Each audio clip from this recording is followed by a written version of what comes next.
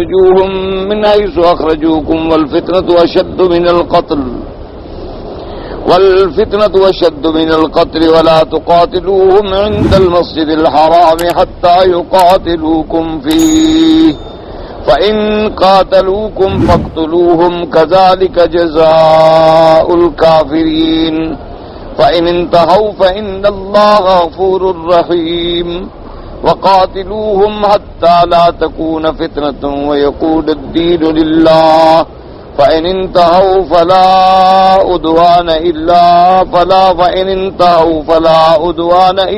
على الظالمين. اب مفسر رحمت اللہ علیہ قرآن مقدس کی یہ آیات مبارک جو ہیں سورۃ البقرہ کی آیات ہیں، اور ان میں قتال کے مسئلے میں اللہ تبارک و تعالی نے اپنے احکامات بیان فرمائے ہیں. جیسے آپ پہلے پڑھ چکے ہیں کہ اس سے قبل آپ نے روزے کے مسائل پڑھے، اور اس کے بعد پھر اللہ تبارک و تعالی نے یسألونک عن الاہلہ، اس میں چاند کے بارے میں ارشاد فرمایا کہ جب صحابہ نے پوچھا کہ یہ چاند کا گھٹنا بڑھنا جو ہے اس میں کیا مصلحتیں ہیں، تو اللہ نے فرمایا کہ یہ تمہارے لیے میقات ہے کہ تم نے لین دین کرنے ہیں، عورتوں کی عدت کا مسئلہ ہے، اسی طرح معاہدات ہیں، اسی طرح صوم رمضان ہے، اسی طرح حج ہے، حیض اور نفاس ہے. تو ان سارے عدت کا اوقات کا پتہ کرنے کے لیے اللہ نے اس چاند کے اندر یہ تبدیلیاں رکھ دی ہیں تاکہ اللہ کے بندے جو ہیں وہ آسانی کے ساتھ اپنے اوقات کا پتہ کر سکیں. ان مسائل کے ذکر کرنے کے بعد اب اس آیت میں مسئلہ ہے قتال کا، اور اس کے بعد قتال فی المسجد الحرام کا. تو اس لیے سب سے پہلے یہ سمجھیں کہ جب اسلام ابتدا میں آیا، یعنی حضور صلی اللہ علیہ وسلم سرکار مدینہ پہ اللہ نے وحی نازل فرمائی اور قرآن نازل فرمایا اور آپ نے اعلان نبوت فرمایا، تو اس وقت تو مسلمانوں کو اور صحابہ کو یہ حکم تھا کہ صبر اور خالص صبر، کہ بھئی دشمن جو مرضی آئے کرے لیکن تم صبر. اسی لیے ہر جگہ جتنی بھی آپ صورتیں دیکھیں گے، مکی صورتیں جو مکے میں نازل ہوئیں، ہجرت سے قبل نازل ہوئیں، کسی صورت میں اللہ نے قتال کا حکم نہیں دیا. سب سے پہلے قتال کے احکام جو ہیں وہ مدینہ منورہ میں آئے. تو جب حضور صلی اللہ علیہ وسلم نے دعوت توحید دی اور کفار نے پوری قوت اور شدت کے ساتھ میرے مدنی کا مقابلہ کیا، انہوں نے اسلام کو روکا، اللہ کے پیغمبر کے راستے میں مشکلات پیدا کی. آہستہ آہستہ صحابہ اسلام لانا شروع ہوئے. سب سے پہلے ایمان لانے والوں میں ہیں سیدنا ابی بکر رضی اللہ تعالی، عورتوں میں سب سے پہلے سیدہ خدیجہ رضی اللہ تعالی عنہ، اور کامل مردوں میں سب سے پہلے سیدنا ابی بکر رضی اللہ تعالی عنہ، اور بچوں میں سب سے پہلے سیدنا علی رضی اللہ تعالی. لیکن جو شرف اولیت سیدنا ابی بکر رضی اللہ تعالیٰ عنہ کو ملا ہے وہ کسی کو نہیں ملا، کیونکہ سیدہ خدیجہ رضی اللہ تعالیٰ عنہ تو ویسے بھی حضور کی بیوی تھی، اور سیدہ خدیجہ رضی اللہ تعالیٰ عنہ تو حضور سے شادی کرنے سے بھی قبل حضور کے بارے میں کچھ ایسی باتیں انہوں نے سنی تھی، اور پھر آزمانے کے لیے اپنا پیسہ دیا، دولت دی. حضور پاک نے تجارت فرمائی، پھر جو غلام تجارت میں ساتھ بھیجا اس سے بی بی صاحبہ نے ایک ایک قدم کی رپورٹ لی حضور صلی اللہ علیہ وسلم کے سفر کی، اور ان کے دل میں تو یہ بات بالکل پختہ بیٹھ چکی تھی کہ حضور صلی اللہ علیہ وسلم کی کوئی نرالی شان ہے. اس لیے انہوں نے خود پیغام دیا نکاح کا. تو حضور صلی اللہ علیہ وسلم نے جب اپنے چچا ابی طالب سے اس بات کا ذکر کیا تو وہ تو حیران ہو گئے. انہوں نے کہا کہ بی بی خدیجہ نے خود پیغام بھیجا ہے.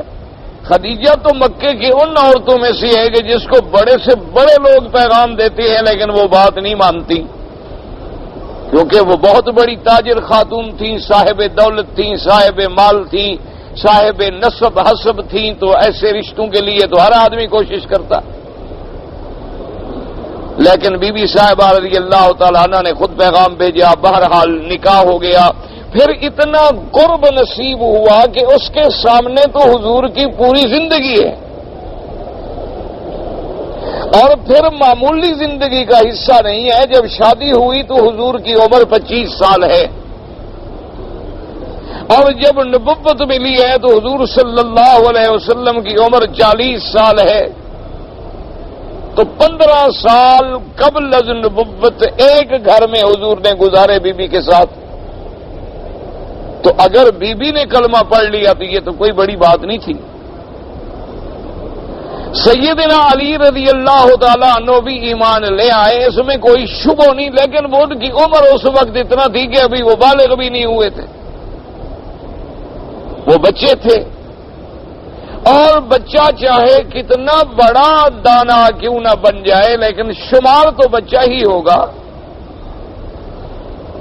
اور پھر جب تک بالغ نہ ہو اس وقت تک شریعت کے احکام بھی نافذ نہیں ہوتے اس پر۔ یعنی بالغ نہیں ہے تو نماز بھی فرض نہیں، یہ تو تعلیم کے لیے سکھائی جاتی ہے۔ بالغ نہیں ہے تو اسی طرح حج بھی فرض نہیں، بالغ نہیں ہے تو روزہ بھی فرض نہیں، شریعت کے احکام کی تنفیذ ہی نہیں ہوتی۔ اسی طرح حضرت زید اسلام لے آئے تو غلام تھے، تو ان کے بارے میں تو دشمن یہ بھی کہہ سکتا ہے کہ بھئی حضرت بلال، حضرت زید، حضرت عمار یہ غلام لوگ تھے، اپنے سرداروں سے تنگ تھے، اور انہوں نے جب ایک نیا نعرہ سنا تو یہ بھاگ کے شامل ہو گئے، جیسے ہمارے ہاں بھی ہوتا ہے، لوگ سرداروں سے، ذمہ داروں سے، وڈیروں سے تنگ ہوتے ہیں نا، کوئی بھی بیوقوف بنانے کے لیے نعرہ دے دے تو پیچھے لگ جاتے ہیں۔ یہ فیصلہ بعد میں کرتے ہیں کہ نعرے دینے والوں نے ہمیں کتنا نعرہ پلایا ہے۔ یہ تو خیر سوچنے والے لوگ سوچا کرتے ہیں جن کو اللہ نے عقل دی ہو، ورنہ تو عوام تو ایک بھیڑ ہوتی ہے جدھر چل پڑے بس۔ تو اس لیے جو سب سے پہلا شرف ہے نا، جسے کہیں کہ کامل عقل کے ساتھ، یعنی مکمل عقل تام کے ساتھ جس نے سب سے پہلے اسلام قبول کیا، وہ سیدنا ابی بکر ہیں رضی اللہ تعالی عنہ۔ اسی لیے حضرت علی رضی اللہ تعالیٰ عنہ سے جب کوئی پوچھتا تھا کہ حضرت علی حضور کے بعد ساری دنیا میں صحابہ میں افضل کون ہے، تو حضرت علی نے فرمایا کہ ابی بکر افضل۔ انہوں نے پوچھا کہ کیا وجہ ہے، انہوں نے کہا کہ دیکھیں سب سے پہلے اسلام لانے والا ابی بکر ہے، تو جس کو جتنی سبقت فی الاسلام ملے گی تو اس کا نمبر تو لازمی بات ہے اتنی زیادہ ہوگا۔ اسی طرح پھر سیدنا ابی بکر رضی اللہ تعالی عنہ نے جب اپنی پوری دولت نچھاور کر دی، قربان کر دی، اور حضور صلی اللہ علیہ وسلم کے لیے غلاموں کو آزاد کیا، پھر حضرت صدیق کی محنت سے صحابہ مسلمان ہوئے، تو بہرحال یہ اسلام کا ابتدائی دور تھا اور یہ بڑے مشکلات کا دور تھا۔ اس وقت کلمہ پڑھنا جو ہے کوئی آسان بات نہیں تھی، اور اتنے ظلم توڑے گئے صحابہ پر رضوان اللہ علیہم اجمعین کہ حضرت بلال رضی اللہ تعالیٰ عنہ، حضرت خباب، حضرت عمار، بی بی سمیہ، یہ سب تاریخیں بھری پڑی ہیں۔ اگر آج بھی آدمی آنکھیں بند کر کے سرزمین مکہ پہ غور کرے تو کوئی وادی، کوئی گھاٹی، کوئی پہاڑ ایسا نظر نہیں آتا جہاں میرے مدنی کے صحابہ کے خون کے چھینٹے نہ پڑے ہوں۔ یہ گلیاں گواہ ہیں ان کی قربانیوں کی، یہ پہاڑ گواہ ہیں ان کی وفاؤں کے، یہ مکے کی وادیاں گواہ ہیں ان کی اذانوں کی اور ان کی اثبات اسلام کی۔ انہوں نے اتنی بڑی قربانیاں دی ہیں کہ تاریخ ان کی کوئی مثال پیدا نہیں کر سکتی۔ یعنی آپ سوچ سکتے ہیں کہ ایک عورت کو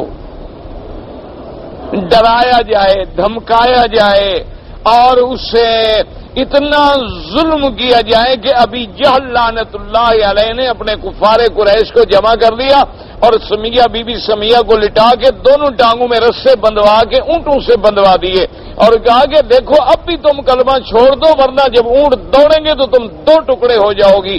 تو بی بی نے کہا مجھے دنیا کا عذاب قبول ہے لیکن جہنم کا عذاب قبول نہیں ہے. دنیا کی تکلیف ہے ختم ہو جائے گی, مر جائیں گے تکلیف خود بخود ختم ہو جائے گی, لیکن جو کفر پر آگے جہنم کی سزا ملنی ہے جس میں موت ہی نہیں آئے گی اس سزا کا کون مقابلہ کر سکتا ہے. تو ظالم نے اونٹوں کو دوڑایا مخالف سمت میں اور نیزہ لے کے بی بی کی شرمگاہ میں مارا اور بی بی صاحبہ دو ٹکڑے ہو گئیں. لیکن اس وقت بھی زبان پہ کلمہ تھا اشہد ان لا الہ الا اللہ وان محمد الرسول اللہ.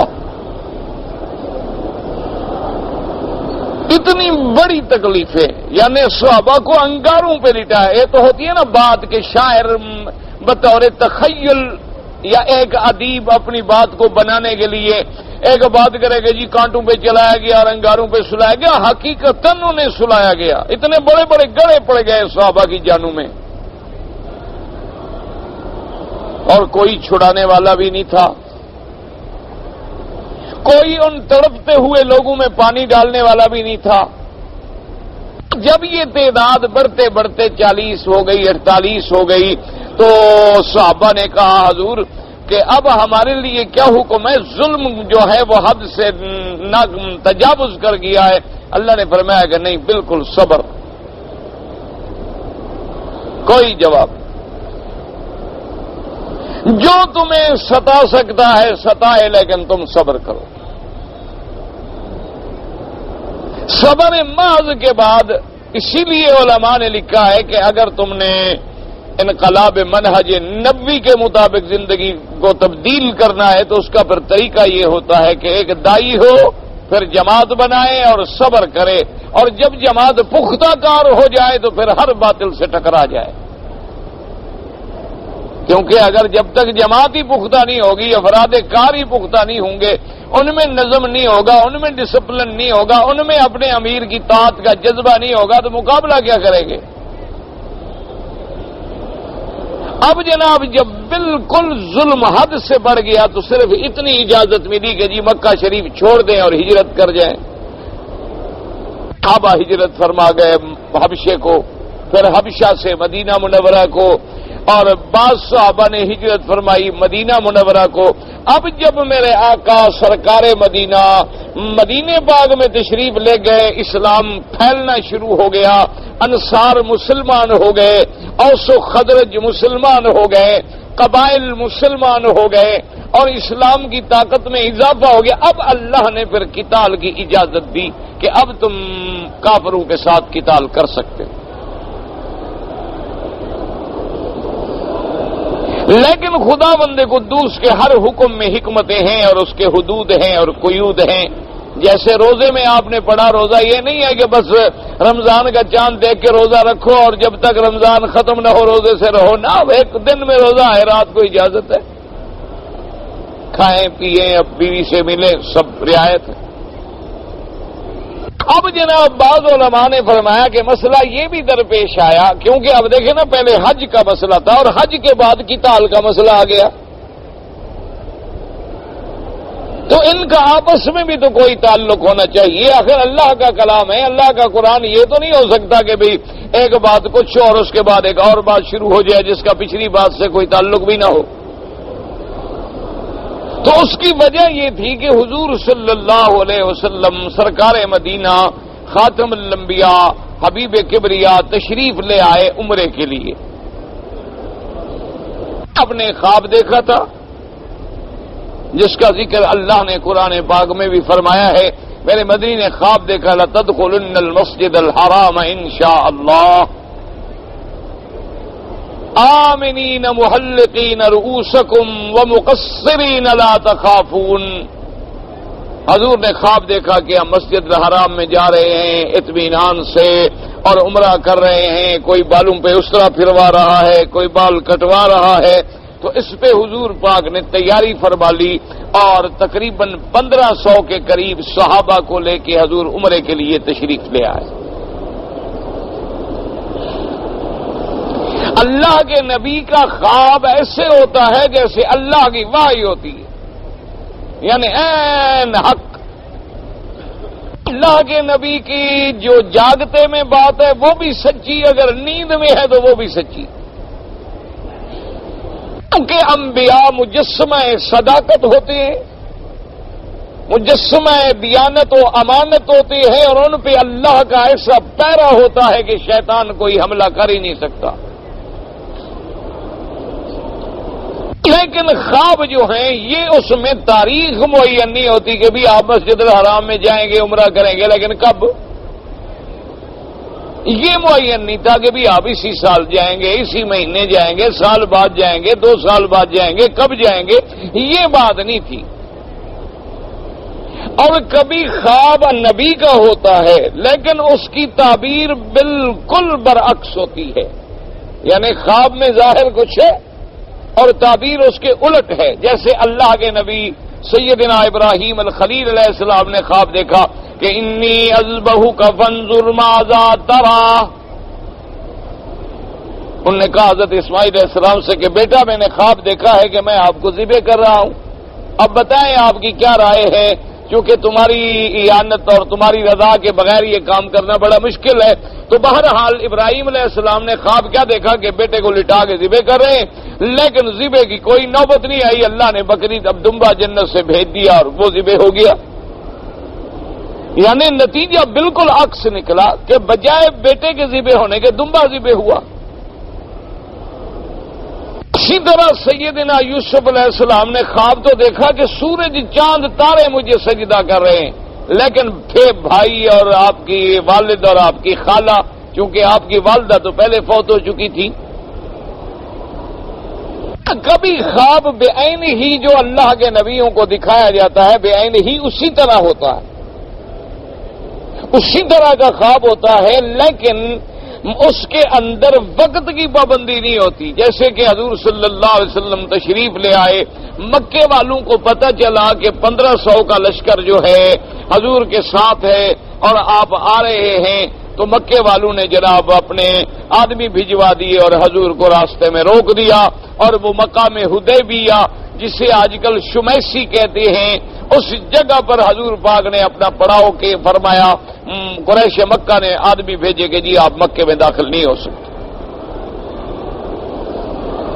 حضور صلی اللہ علیہ وسلم رک گئے۔ بہرحال آپ یہ واقعہ کئی دفعہ پڑھ چکے ہیں، اس کو تفصیل میں جانے کی ضرورت نہیں ہے۔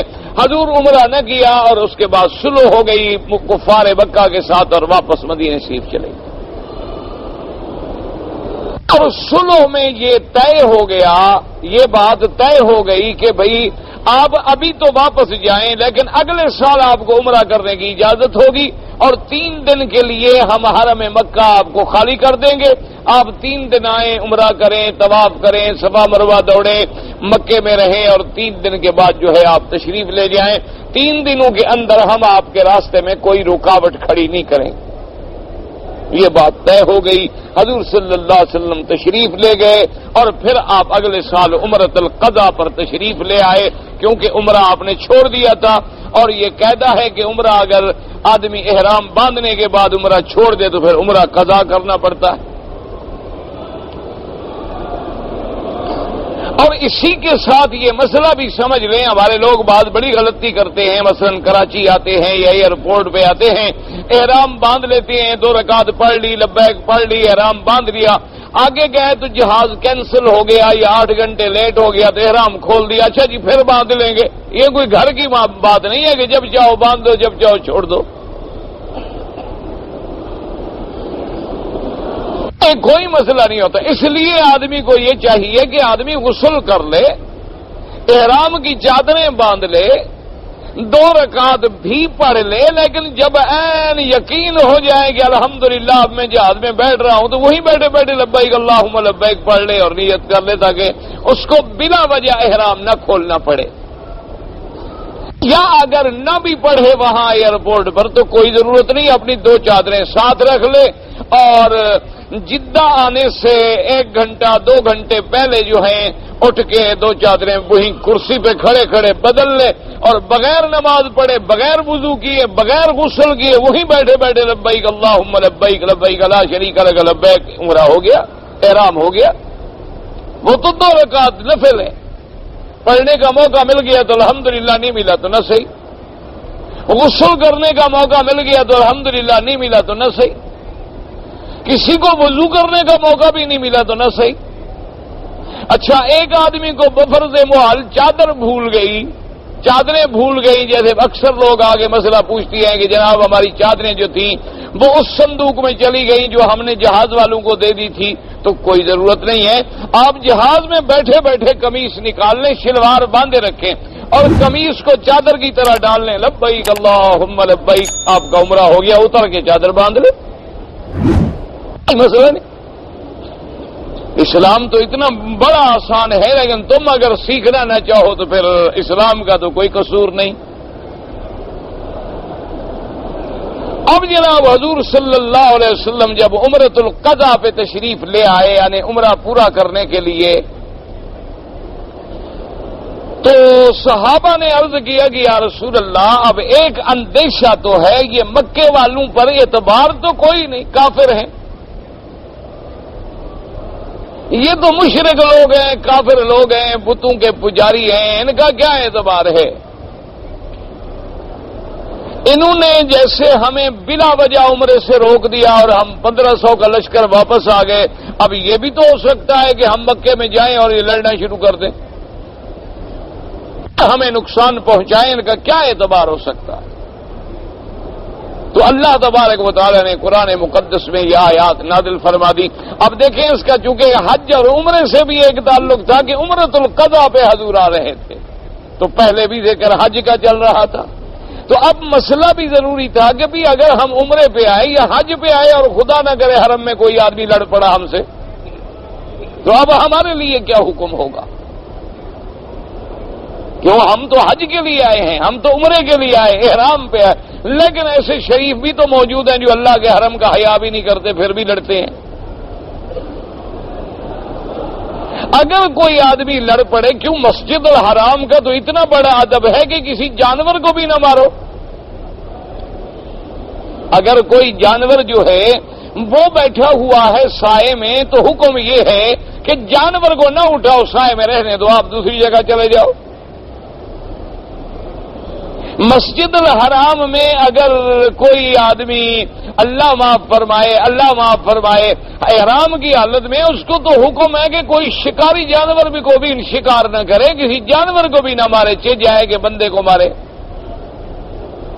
لیکن ایک مسئلہ سمجھ لیں، کہیں کہ جی ہاں آج کل کیوں مارتے ہیں، تو جب ہم جرم کریں گے حرم میں تو پھر سزا بھی تو حرم میں ملے گی، ہم بھی تو جرم نہ کریں نا۔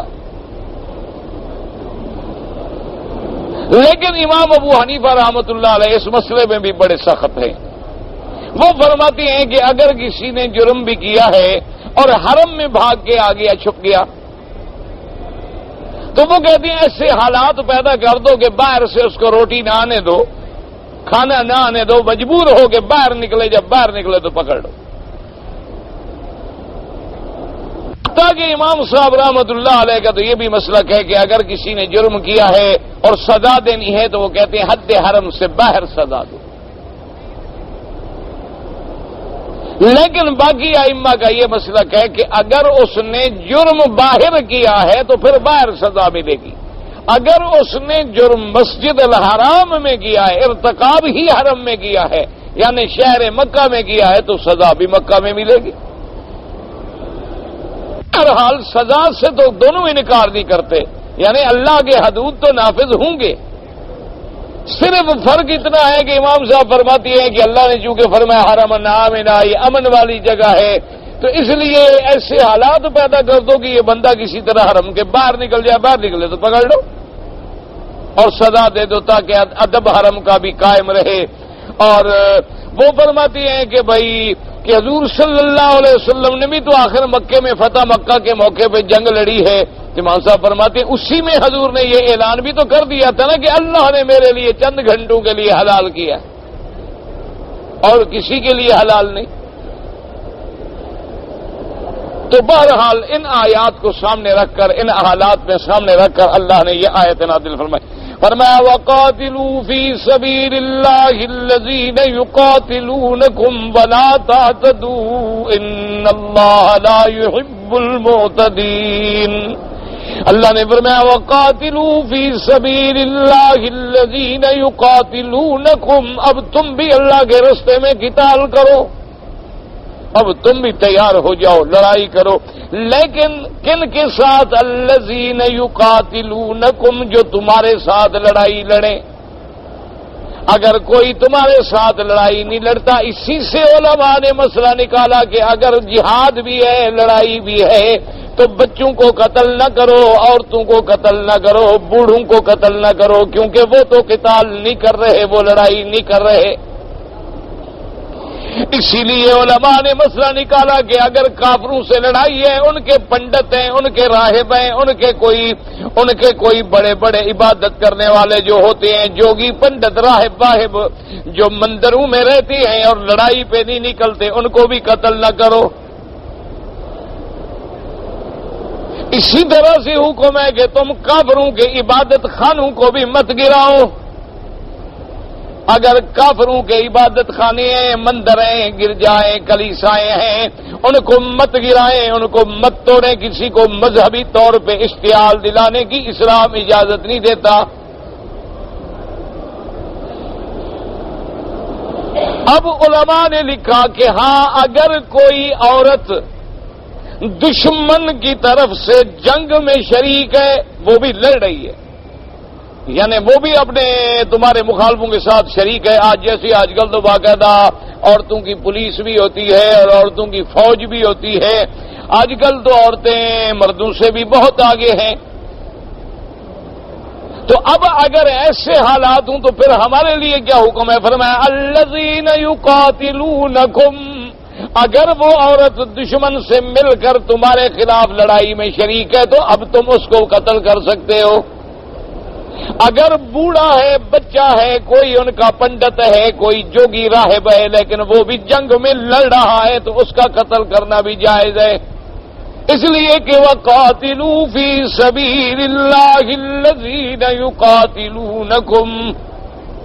اللہ نے صاف یہ بھی بتا دیا وَقَاتِلُوا فِي سَبِيلِ اللَّهِ کہ تم جب قتال کرو تو دولت کے لیے نہ کرو، مال کے لیے نہ کرو، زبان کے لیے نہ کرو، فرقہ واریت کے لیے نہ کرو، اپنی پارٹی اور مذہب کے لیے بلا وجہ نہ کرو، بلکہ جہاد تب ہوگا جب اللہ کے راستے میں ہو، اللہ کے دین کو سر بلند کرنے کے لیے ہو۔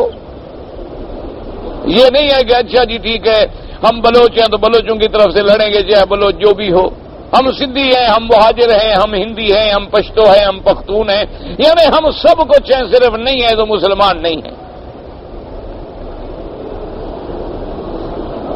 اسی لیے اقبال بیچارہ روتا گیا تھا نا کہ یوں تو سید بھی ہو، مرزا بھی ہو، افغان بھی ہو، یوں تو سید بھی ہو، مرزا بھی ہو، افغان بھی ہو، پر یہ بھی تو بتاؤ کہ مسلمان بھی ہو۔ جیسے یہ تمام لڑائیاں جو ہیں اور یہ جتنے نعرے ہیں نا جی کہ کہیں قومیت کا نعرہ ہے، کہیں لسانیت کا نعرہ ہے، کہیں صوبائیت کا نعرہ ہے، کہیں فرقہ واریت کا، یہ سب نعرے گندے ہیں شریعت میں۔ حضور نے فرمایا انہا منتنۃ دعوہا، فرمایا چھوڑو ان نعروں کو، یہ بدبودار نعرے ہیں، تم صرف اللہ کے دین کی بلندی کے لیے لڑ سکتے ہو جب تمہارا مقصد اعلاء کلمۃ اللہ ہو، بس دین کی ہوس نہ ہو، ملک گیری کی ہوس نہ ہو، کسی سے کرسی چھیننے کی ہوس نہ ہو۔ تمہاری اگر لڑائی ہو تو اللہ کے لیے ہو کہ بھی اللہ کا دین سر بلند ہو جائے، اللہ کا کلمہ اونچا ہو جائے، یہ ہے جہاد، کہ بھئی ہم رہیں نہ رہیں لیکن اللہ کا دین جو ہے اس کی سر بلندی ہو۔ یہی وجہ تھی نا کہ آپ دیکھیں کہ خالد بن الولید رضی اللہ تعالی عنہ جیسا عظیم سپہ سالار، عظیم کمانڈر جیسا، یعنی حضرت خالد بن الولید ان کمانڈروں میں ہیں کہ جس پر لوگوں نے سینکڑوں کتابیں لکھی ہیں اور دشمنوں نے، انگریزوں نے، کافروں نے، رومیوں نے، یہودیوں نے، عیسائیوں نے اعتراف کیا ہے کہ خالد بن الولید جیسے اگر 2-4 جرنیل مسلمانوں کو اور مل جاتے تھے یہ پوری زمین پہ اسلام کا پرچم بلند کر دیتے. اتنا بڑا آدمی تھا خالد بن الولید. اللہ تبارک و تعالیٰ کی شان ہے کہ اللہ نے فتح تو خالد کے نام پہ لکھ دی تھی کہ بس خالد کا نام آیا اور جنگ کا پانسا بدل گیا. لیکن حضرت عمر رضی اللہ تعالیٰ عنہ نے حکم لکھا کہ بھئی آپ کو عہدے سے ہٹا دیا گیا. آپ اپنی چارج جو ہے ابھی عبیدہ بن الجراح کے سپرد کر دیں. اب ایک سپاہی ہو. آپ ذرا اندازہ فرمائیں آج کسی مولوی کو کہو نا کہ تمہاری جو امامت تھی نا مسجد میں ہم نے تمہاری امامت ختم کر دی ہے اور یہ مؤذن جو ہے نا تمہاری مسجد کا آج سے یہ امام ہے. دیکھو انشاءاللہ شام سے پہلے مولوی صاحب مسجد گرا سکے تو مسجد ہی گرا دیں گے. اگر مسجد نہ گرا سکے تو اللہ کی رحمت سے 1-2 کو کافر ضرور بنا دیں گے. وہ کہیں گے کہ یہ مؤذن کافر ہے. وہ کہے گا یہ متولی جو ہے نا مسجد والا یہ رات قادیانی ہو گیا.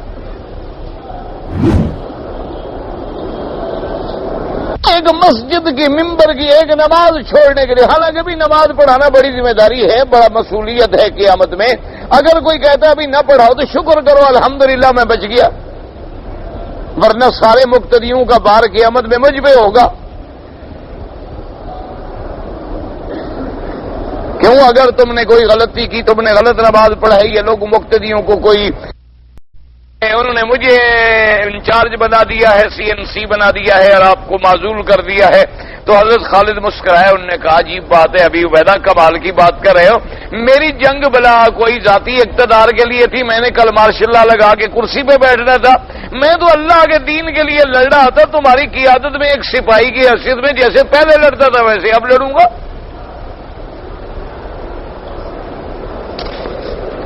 دشمنوں نے آدمی بھیجے خالد بن ولید کے پاس کہ ہم تمہیں آدھا ملک دیتے ہیں. اسلام نے تمہاری کتنی بے عزتی کی ہے. حضرت عمر نے تمہاری کتنی بڑی توہین کی ہے. تم ہمارے ملک میں آ جاؤ ہم تمہیں آدھا ملک دیتے ہیں. اس نے کہا خبردار نہ خالد پہلے ملک کے لیے لڑتا تھا نہ اب ملک کے لیے لڑتا ہے. خالد پہلے بھی اللہ کے کلمہ کے لیے لڑتا تھا اب بھی اسی طرح لڑے گا اور اب بھی میں جنگ لڑوں گا صرف نام ابھی عبیدہ کا ہوگا. تم یہ فکر نہ کرو کہ اب خالد جنگ نہیں لڑے گا. جنگ تو میں اب اسی طرح میں لڑوں گا. فرق یہ ہے کہ اللہ نے مجھ پہ رحم کر دیا ہے کہ ذمہ داریوں سے خدا نے مجھے بچا لیا کہ پہلے پورے لشکر کی ذمہ داری مجھ پہ تھی اب میں آزاد ہوں الحمدللہ لڑوں گا بھی اور ذمہ داری بھی کچھ نہیں. میں تو بڑا خوش ہوں کہ اللہ نے مجھے ایک فرض سے بچا لیا. تو یہ ہوتا ہے جہاد. وقاتلوا فی سبیل اللہ اللہ کے راستے میں. اچھا اسی طرح یاد رکھو کہ اگر تم مثلا اپنی عزت کو بچانے کے لیے لڑ گئے تم گھر میں تھے کسی نے آگے تیری بیوی پہ بیٹی پہ بہن پہ حملہ کیا عزت پہ تو اس کے دفاع میں جب تم لڑو گے تو یہ بھی اللہ کے لیے لڑنا. اسی طرح تم نے اپنی جائیداد ہے تمہارا حق ہے لیکن کوئی ظالم زبردستی چھیننا چاہتا ہے اس نے آگے تم پہ حملہ کیا ہے تم دفاع میں لڑو گے تو یہ بھی حق ہے. تمہیں دفاع میں لڑنے کا حق ہے. اگر تم مارے جاؤ گے تو شہید ہو گئے اور وہ مرے گا یا مرے گا تو وہ جہنمی ہو. لیکن اب دیکھو اسلام کتنا عادل ہے. فرماتے ہیں وقاتلوا فی سبیل اللہ الذین یقاتلونکم ولا تعتدوا. فرمایا ان سے لڑو اللہ کے راستے میں جو تم سے لڑتی ہیں لیکن خبردار زیادتی نہ کرنا تجاوز نہ کرنا حد سے نہ نکل جانا. کیا مانا حد سے نہ نکل جانا؟ مانا یہ ہے کہ تم کسی کی لاش کو ٹکڑے ٹکڑے کرنے بیٹھ جاؤ مسئلہ کرو نا خبردار. تم کسی کی عورتوں کو بلا وجہ قتل کر دو جبکہ وہ لڑ نہ رہی ہوں یہ بھی تجاوز ہے یہ بھی حد سے نکلنا ہے.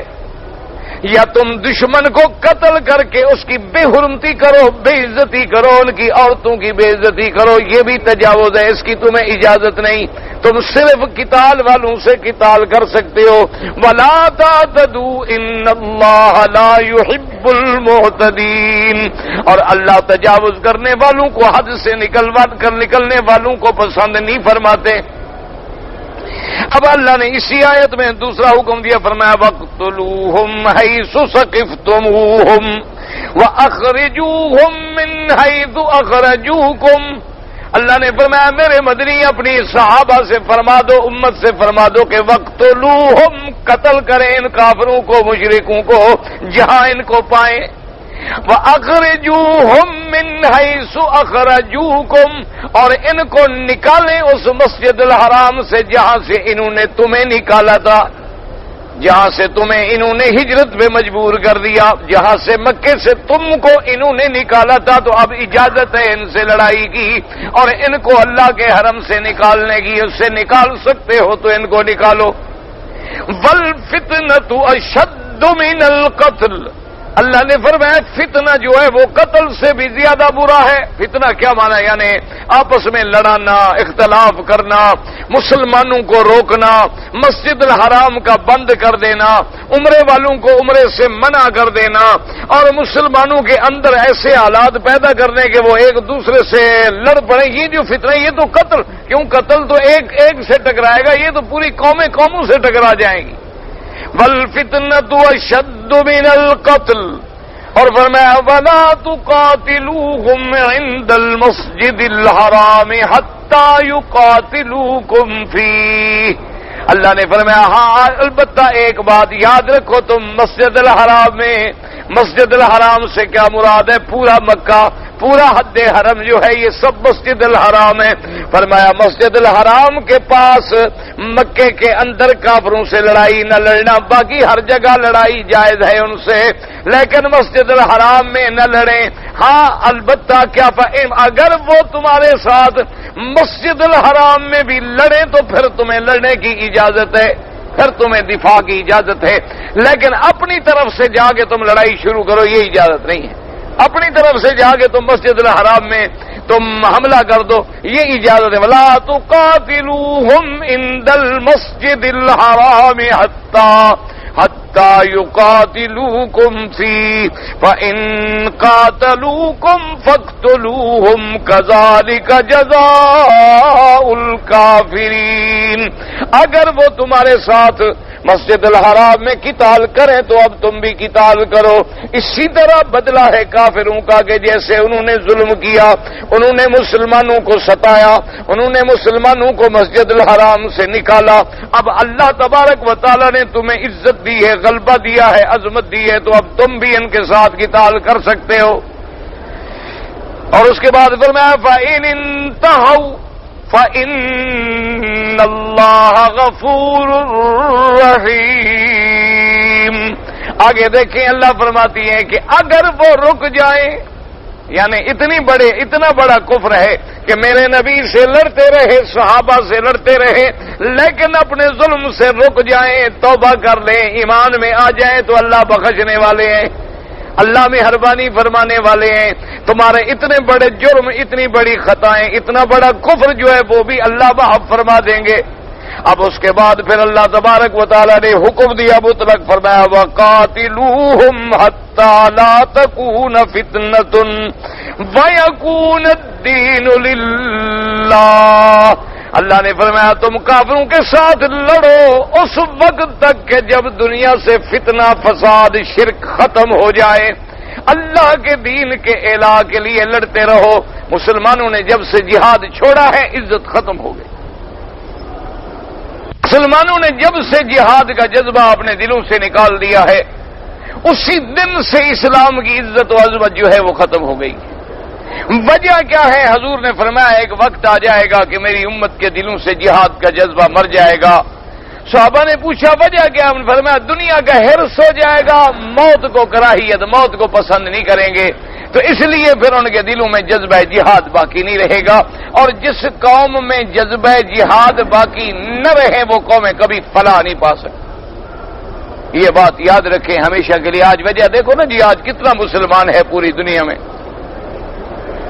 یعنی اگر آپ اندازہ فرمائیں کہ ایک دفعہ کسی نے یعنی بطور مذاق نہیں بلکہ بطور حقیقت یہ بات لکھی تھی کہ اگر دنیا کا مسلمان اکٹھا ہو کر یہودیوں کی طرف رخ کر کے صرف پیشاب بھی کر دینا تو یہ ڈوب جائیں گے. انہوں نے حساب لگایا تھا کہ ایک آدمی اوسطاً کتنا پیشاب کرتا ہے دن میں، اور کل مسلمان کتنا ہے تو ایک دن میں کتنا پانی بنے گا. انہوں نے کہا اس میں یہ ڈوب جائیں گے.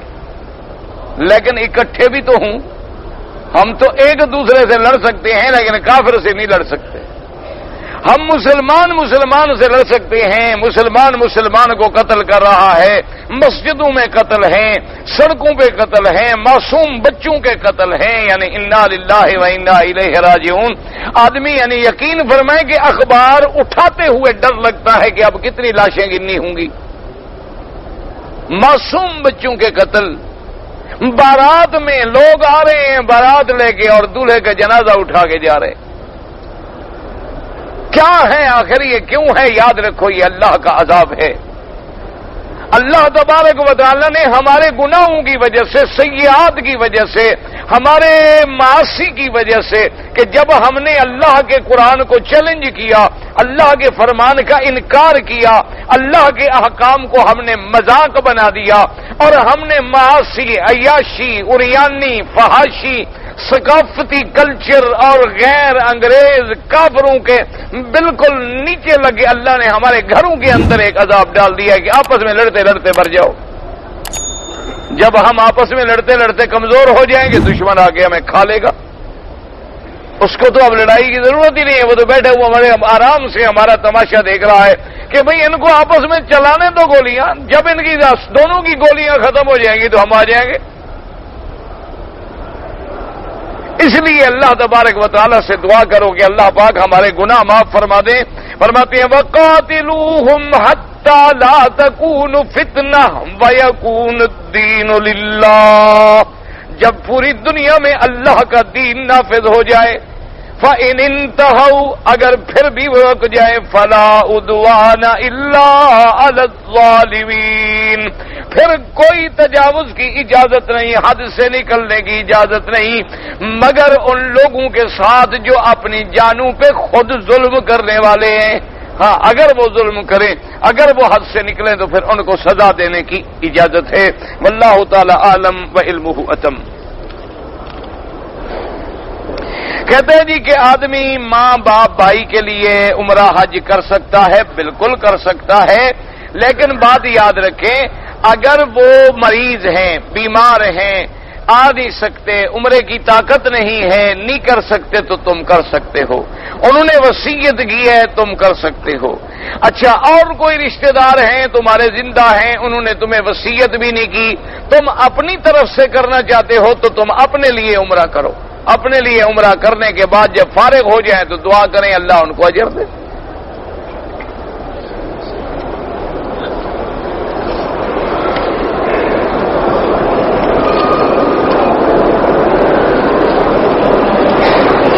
ایک آدمی نے حدود مکہ کے اندر سے احرام باندھ کے حج کیا اور طواف کیا، تو حج کا تو احرام ہر کوئی مکے سے باندھے گا، تمہارا کون سا کمال ہے کہ تم نے حدود مکہ سے باندھ لیا؟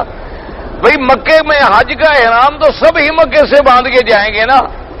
اور اس نے اگر حج کیا ہے تو ٹھیک ہو گیا، اس نے طواف بھی کر لیا ٹھیک ہو گیا، لیکن کہتا ہے صفا مروہ رہ گیا. صفا مروہ رہ گیا تو اب ایک نفلی طواف کر لے، اور نفلی طواف کرنے کے بعد صفا مروہ دوڑ لے، ٹھیک ہو گیا، کوئی جرمانہ نہیں، کچھ نہیں.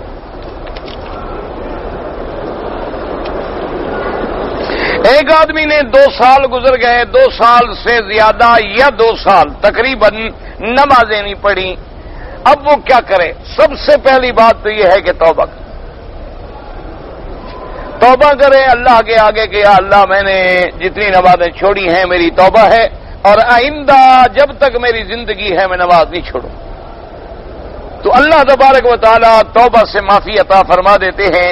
لیکن امام ابو حنیفہ رحمۃ اللہ علیہ فرماتے ہیں کہ چونکہ وہ زندہ موجود ہے اور طاقت بھی رکھتا ہے لہذا قضا بھی کرے، یعنی روزانہ اندازے سے قضا کرتا رہے. جتنی قضا کرنی الحمدللہ جو رہ گئی وہ اللہ معاف کرے گا، توبہ تو کر چکا ہے الحمدللہ. مدینہ منورہ میں جائیں تو مسجد نبوی کی نیت سے، بھائی یہ ایک علمی مسئلہ ہے اور لوگوں نے اس کو بلا وجہ وہابی اور غیر وہابی کا مسئلہ بنا لیا.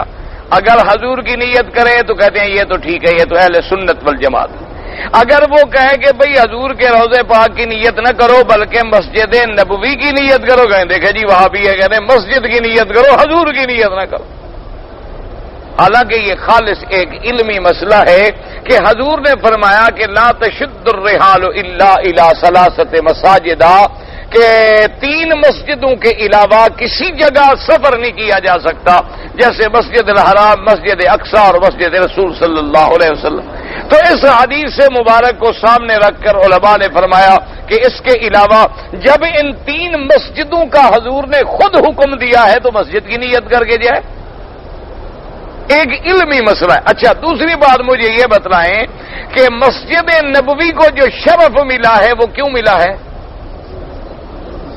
کہ وہ کس کی مسجد ہے؟ اچھا، جب تک حضور وہاں نہیں گئے تھے کو مدینہ کی عزت تھی، وہ تو یثرب تھا، وہ تو یثرب تھا، وباؤں کی جگہ تھی اور سارا. یہ شرف جو ملا ہے تو حضور صلی اللہ علیہ وسلم کی ہجرت کے بعد، آپ کے جانے کے بعد. اچھا، اب جب اگر ہم نے مسجد نبوی کی نیت کر لی تو حضور کا روضہ مبارک مسجد کے اندر ہے باہر ہے؟ ہاں جی، اندر ہے. پکا یقین ہے آپ کو؟ نہیں، سوچ لیں، ممکن ہے حضور کا روضہ مدینہ شریف سے باہر ہو اور آپ مسجد میں ہو کے آ جائیں. تو اگر ہے تو بات ختم ہوگی، پھر جھگڑا کس بات کا؟ مسجد کی نیت کر لیں، مسجد نبوی کی، سارے مسئلے خود بخود حل ہو گئے. حضور کی حدیث پر بھی عمل ہو گیا اور محبت پہ بھی عمل ہو گیا کہ اس مسجد کو تو شرف ملا تو میرے محمد مدنی کی وجہ سے ملا ہے صلی اللہ علیہ وسلم. اور پھر حضور کا روضہ مبارک بھی مسجد کے اندر داخل ہے، بات تو ختم ہو گئی. اس لیے یہ بلا وجہ لڑائیاں نہ جھگڑے نہ کیا کریں. جو حضور کا حکم ہے وہ آنکھوں پر. نفلی حج میں نے کرنا ہے تو قربانی دینی ہوگی، یعنی یہ تو حج پر ہے. حج آپ کا مفرد ہے تو بکری نہیں دینی ہوگی. اگر حج نفلی ہے لیکن تمتع ہے ضرور دینی ہوگی. قران ہے ضرور دینی ہوگی. یہ تو حج کے اقسام پر ہے کہ تم کون سا حج کر رہے ہو، نفلی ہے یا فرضی ہے.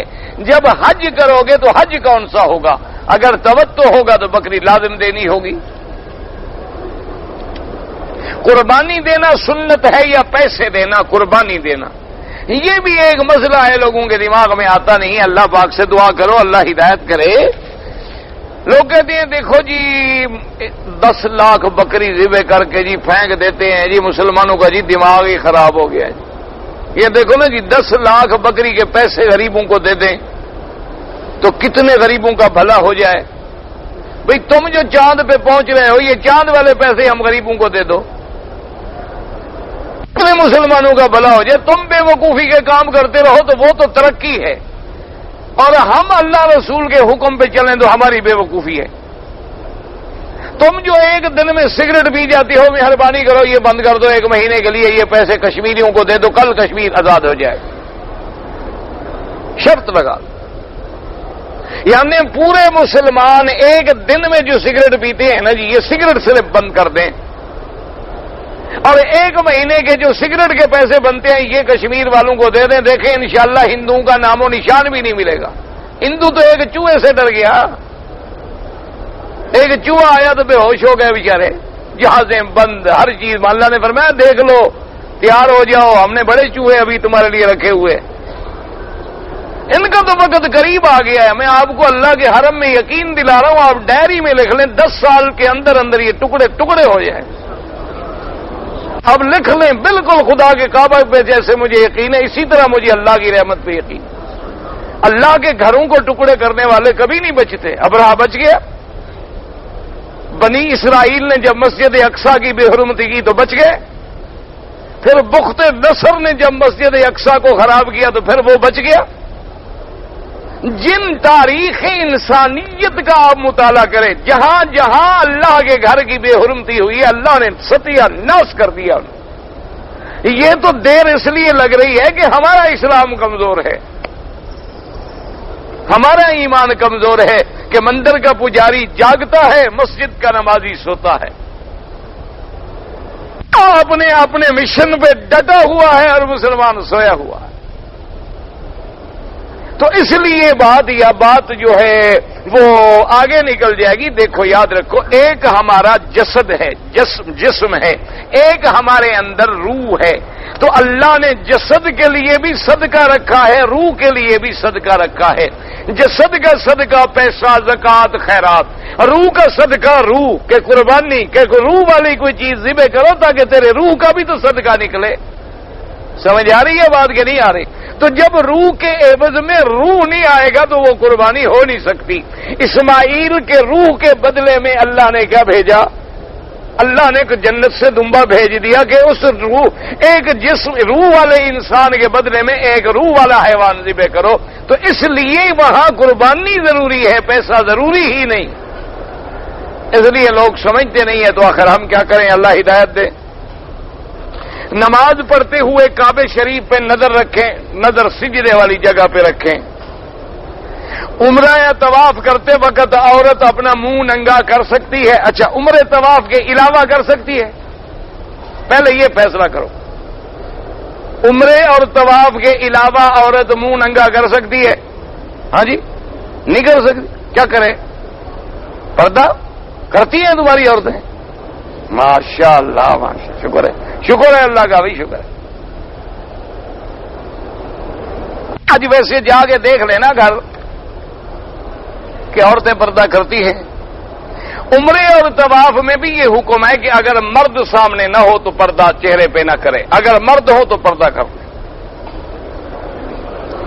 وضو کرتے ہوئے گھٹنے میرے ننگے رہ گئے، وضو تو ہو جائے گا لیکن کیا نہ کرو. اگر عمرہ کرنا ہو تو بالکل مسجد جرانہ یا حد حرم سے باہر جانا ضروری ہے. رکن یمانی کے ساتھ ہاتھ اٹھانے کی ضرورت نہیں. موقع ملے ہاتھ لگائیں، نہیں تو چلے جائیں.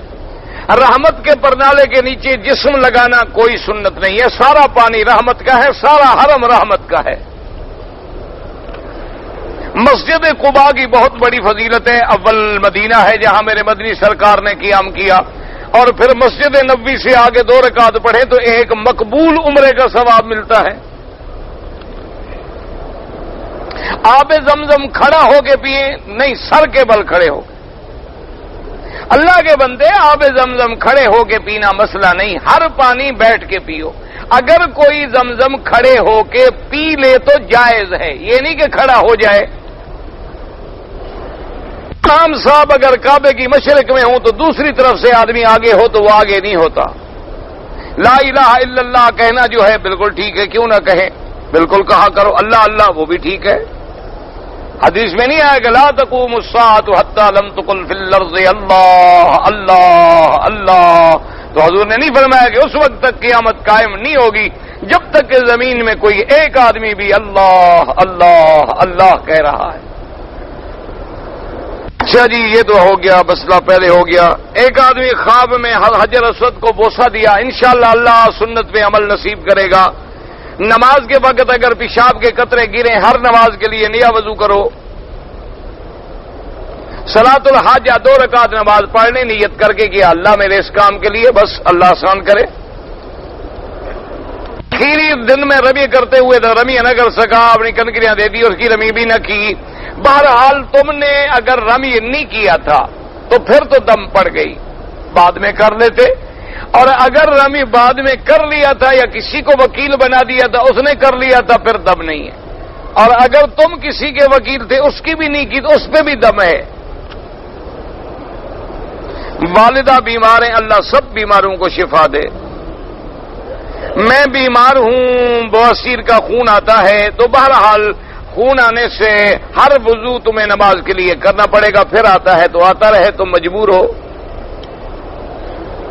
میں احرام میں تھا، مجھے بھول گیا، خوشبودار صابن سے ہاتھ دھو لیے، کچھ نہیں ہوتا، لیکن 1-2 ریال خیرات کر دو. میں نے 4 سال پہلے حج ادا کیا. 11 ذی الحج کو شیطان کو کر دیا مارنے گیا، رشتہ پہنچ تو گیا، 3 کنکریاں مار چکا، ریلا آیا. کنکریاں ایک ایک کر کے نہ مار سکوں، یہ 4 اکٹھی مار دی، وہ ادا نہیں ہوئی. 4 کٹھی جو ماری وہ 1 ہو گئی. بہرحال چونکہ تم نے 4-5 کنکریاں مار لی، اگر سب پہ یہی حال رہا پھر تو دم ہے. اگر ایک پہ صرف یہی تھا کہ 5 کنکریاں لگ گئیں اور 2 رہ گئی، پھر صدقہ کر دو، خیرات کر دو. ایک مسجد کا نماز کا ثواب 1,00,000 جو ہے وہ پورے حرم میں ہے، یعنی پورا مکہ جو ہے یہ حرم میں ہے، جہاں بھی نماز پڑھو گے 1,00,000 ملے گا۔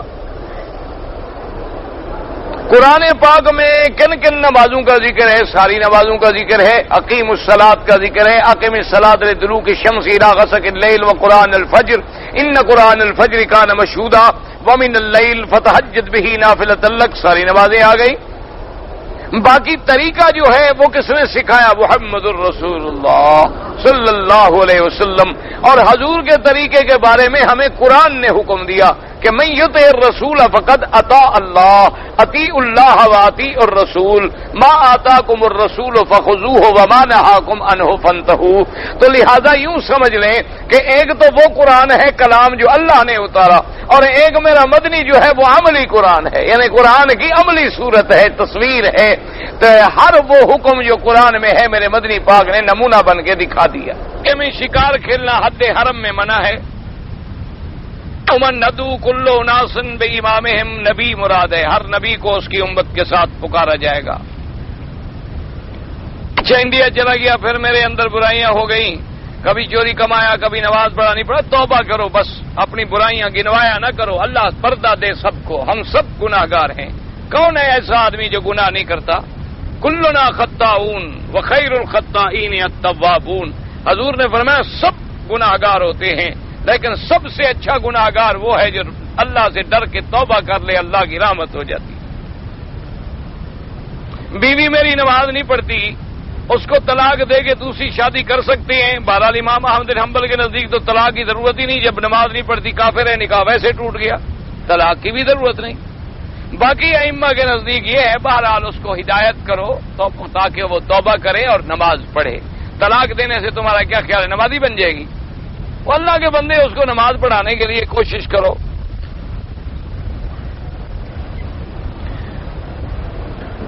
مجھے بیوی نے 2 سال کے لیے باہر جانے کی اجازت دیا تو ٹھیک ہے، خیر میرے کچھ نہیں ہوتا۔ اچھا جی، مکے میں رہ کر پاکستان یا بنگلہ دیش میں قربانی کر سکتا ہوں؟ جو قربانی عید کی سال میں آپ پر واجب ہے تو وہ آپ اپنے ملک میں بھی کر سکتے ہیں۔ حج کی بکری یہاں دینا ضروری ہے۔ عمرہ کے اندر نیت اور احرام اور طواف یہ فرض ہے۔ ایک آدمی ہمارے ملک میں نماز سے پہلے صلاۃ و سلام پڑھتے ہیں، یہ بدعت ہے، کسی قرآن و حدیث سے حکم سے ثابت نہیں ہے۔ میں ایک ڈرائیور ہوں، مدینہ منورہ سے جدہ آتا ہوں، سامان لے جاتا ہوں، مجھے پوری نماز پڑھنی چاہیے؟ جب بھی سفر میں رہو چاہے روز رہو، نماز قصر پڑھنی ہوگی۔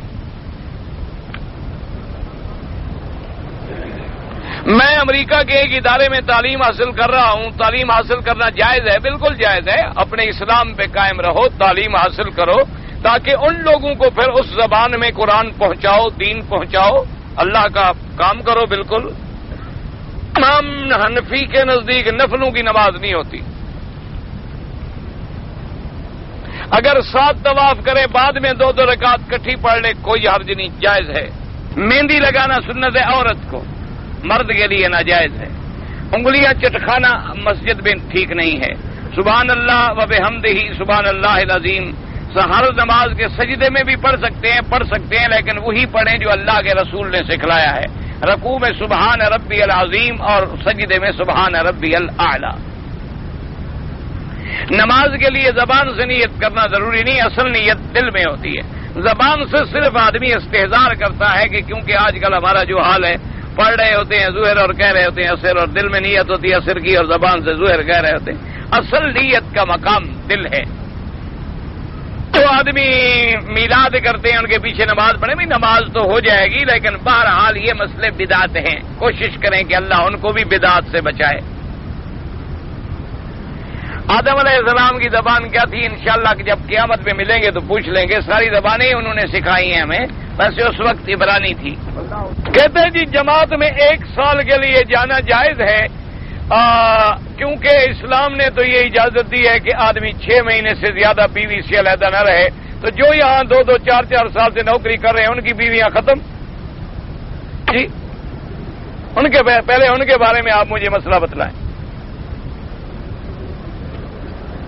یہاں ہر آدمی 2 سال کے کنٹریکٹ پہ آتا ہے، تو جو لوگ 2-2 سال کے لیے آئے ہیں ماشاءاللہ، یعنی ان کی بیویاں فارغ ہو دوسری شادی وادی کریں اپنی، ایسے مسئلے بنا لیتے ہیں خدا کے بندے پتہ۔ بھائی بہتر یہ ہوتا ہے کہ 6 مہینے میں میاں بیوی ایک دوسرے کو ملیں، اگر نہیں مل سکے تو یہ تو نہیں کہ بیوی بھی نہیں رہے گی یا اس کا نکاح ختم ہو جائے گا یا ایسے حالات ہو جائیں گے۔ لیکن مصیبت یہ ہے نوکری کرنے کے لیے نکلیں تو چاہے 10 سال نکلیں، دین کے لیے کوئی کہہ دے تو ان کو مسئلہ یاد آ جاتا ہے، جی بیوی کی اجازت کے بغیر جائیں یا نہ جائیں۔ مصیبت کیا وجہ کیا ہے کہ شیطان ادھر جانے نہیں دیتا نا۔ والد کے لیے عمرہ، بالکل والد کے لیے عمرہ حج سب کر سکتے ہو۔ تراویح 8 رکعت پڑھتے ہیں، بھائی مکے مدینے میں 20 رکعت پڑھتے ہیں، جو 20 رکعت پڑھیں گے ان کو 20 رکعتوں کا ثواب ملے گا، 8 پڑھیں گے 8 کا ملے گا، کوئی جھگڑے کا مسئلہ تو ہے ہی نہیں۔ آمین جو آہستہ کہتے ہیں یا زور سے، اللہ دونوں کو سنتے ہیں، آہستہ کہو تو سنتے ہیں اور زور سے کہو تو سنتے ہیں۔ اور رفع یدین جو کرتے ہیں کوئی بات نہیں، جو نہیں کرتے ہیں وہ بھی حدیث ہے کہ حضور پاک صلی اللہ سے روایت کی گئی کہ صرف اب تکبیرۃ الاولی میں آپ نے ہاتھ اٹھائے اور باقی میں نہیں اٹھائے۔ اور جو حضرات رفع یدین کرتے ہیں تو رفع یدین حالانکہ جیسے رکوع پر ہے اسی طرح 2 سجدوں کے درمیان میں بھی حدیث موجود ہے، لیکن اس کو انہوں نے کیوں چھوڑ دیا ہے؟ اس کے چھوڑنے کا جو ان کے پاس جواب ہے وہ باقی چھوڑنے کا ہمارا جواب ہے۔ ایک بات ہمیشہ یاد ہے، بہرحال نماز دونوں کی ہوتی ہے، جھگڑے میں نہ پڑھو۔ یہ اعلیٰ اولا افضل غیر افضل کے مسئلے ہیں، یہ ایسے مسئلے نہیں ہیں کہ جس میں نعوذ باللہ کسی کی نماز نہ ہو، سب الحمدللہ حق پہ ہیں۔